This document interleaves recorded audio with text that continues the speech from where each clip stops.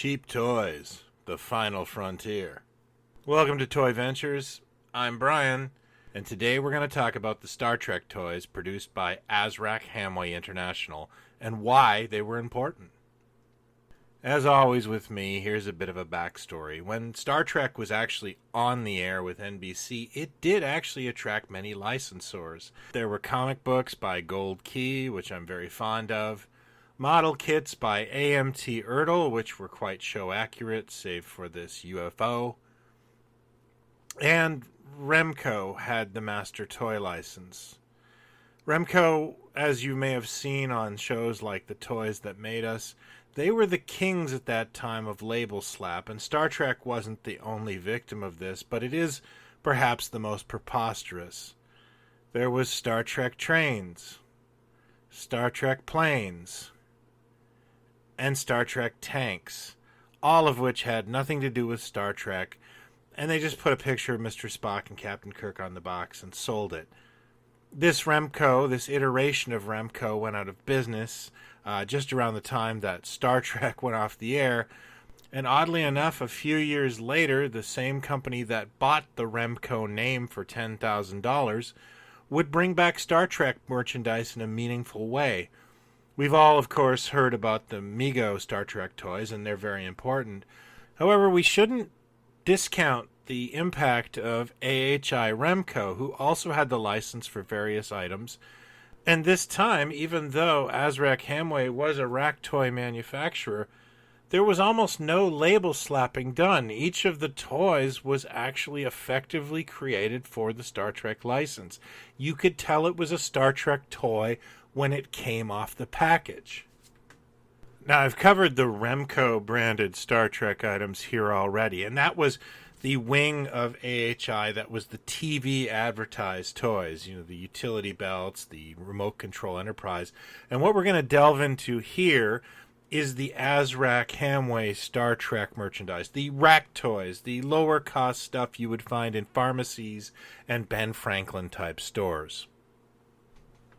Now, it would behoove me not to mention that all of this content is covered in the first issue of Plaid Stallions ToyVentures Magazine, a labor of love that we have created, a quarterly magazine, and the first issue is a salute to Azrak-Hamway International, and we do cover Star Trek. It is the first chapter of the magazine.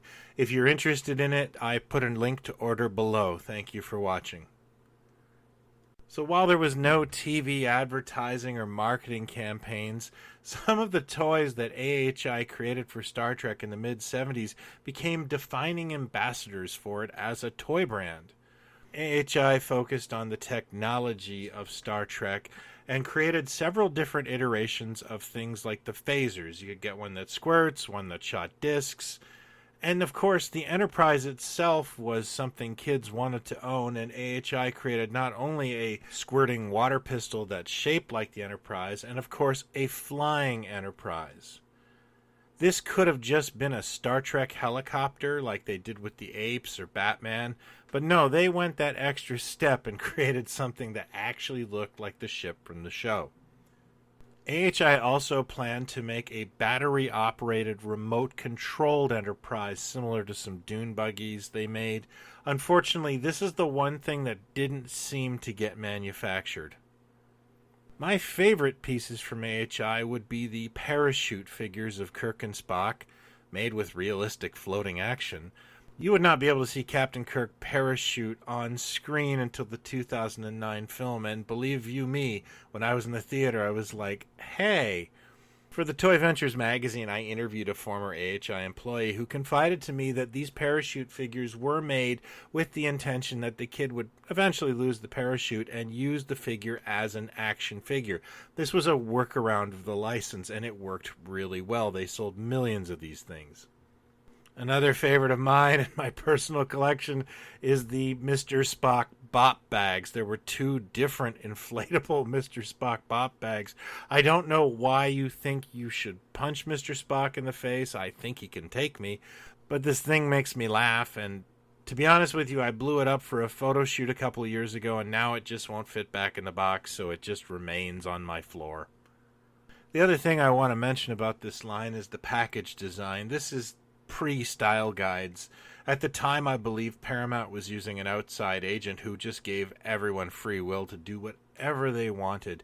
And we were all better for it. I love the use of the gold key Star Trek logo, the beautiful photos of Kirk and Spock on this. We'll never see toys like this again. Smartly enough, AHI did not make toys for the motion picture. Another company named Laramie did, and all they did was label slap the Star Trek logo onto a bunch of pre-existing toys. It is very easy to find multiple versions of the Laramie Star Trek the motion picture toys in other formats. So this has been my look at the Azrak-Hamway Star Trek experience. I hope you've enjoyed it. I'd love to know your memories of this line if you have any. Did you get a Spock lost in the tree? Let me know in the comments below, or you can hit me up in our Pod Stallions Facebook group. Thank you as always for watching. I really appreciate it. If you are new to this, I hope you'll consider hitting like and subscribe. We do this every week. Until next time, have fun, talk toys, not others, and be well.